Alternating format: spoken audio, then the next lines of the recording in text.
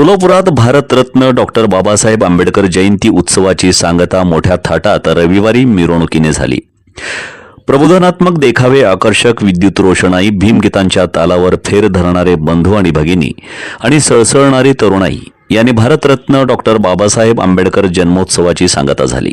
रविवार दिनांक 21 एप्रिल 2024 रोजी मिरवणूक काढण्यात आली। भारतरत्न डॉक्टर बाबासाहेब आंबेडकर चौक, डफरीन चौक, जुना एम्प्लॉयमेंट चौक, फॉरेस्ट परिसर मार्गे महात्मा गांधी पुतळा चौक असा या मिरवणुकीचा मार्ग होता।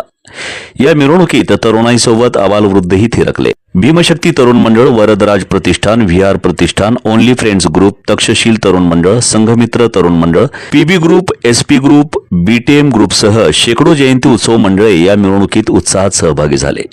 बीटीएम ग्रुपच्या वतीनं लढला नाहीस तरी चालेल पण विकला जाऊ नकोस हा डॉक्टर बाबासाहेब आंबेडकर यांचा विचार अधोरेखित करण्यात आला। तर कायदेमंत्री पदाचा राजीनामा, हिंदू कोड बिल, संविधान बचाव देश बचाव, शाळा, 100 इयर्स ऑफ बॅरिस्टर आणि इतर मनोहारी दृश्यांनी कालची मिरवणूक बहरून निघाली। विशेष म्हणजे पीबी ग्रुपने सादर केलेला देखावा सर्वांचे लक्ष वेधून घेत होता। समुद्राच्या लाटांवर स्वार झालेली संविधान रूपी नौका डॉक्टर बाबासाहेब आंबेडकर पार करतानाचा हा देखावा सद्य परिस्थितीवर प्रकाश टाकणारा वाटला। भारतीय संविधान संकटात असल्याचा इशाराच जणू या देखाव्याच्या माध्यमातून पीबी ग्रुपने दिला आहे। तर आयडॉल्स ग्रुपने 14 जानेवारी 1946 रोजी तत्कालीन मजूर मंत्री डॉक्टर बाबासाहेब आंबेडकर यांचा सोलापुरातील मुळे सभागृहातील मानपत्र प्रदान समारंभाचा देखावा हुबेहूब सादर केला।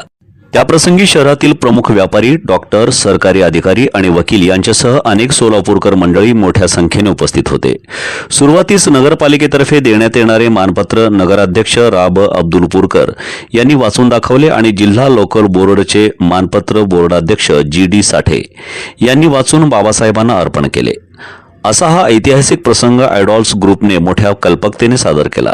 पाहुयात भारतरत्न डॉक्टर बाबासाहेब आंबेडकर यांच्या जयंती उत्सवातील काही क्षणचित्रे।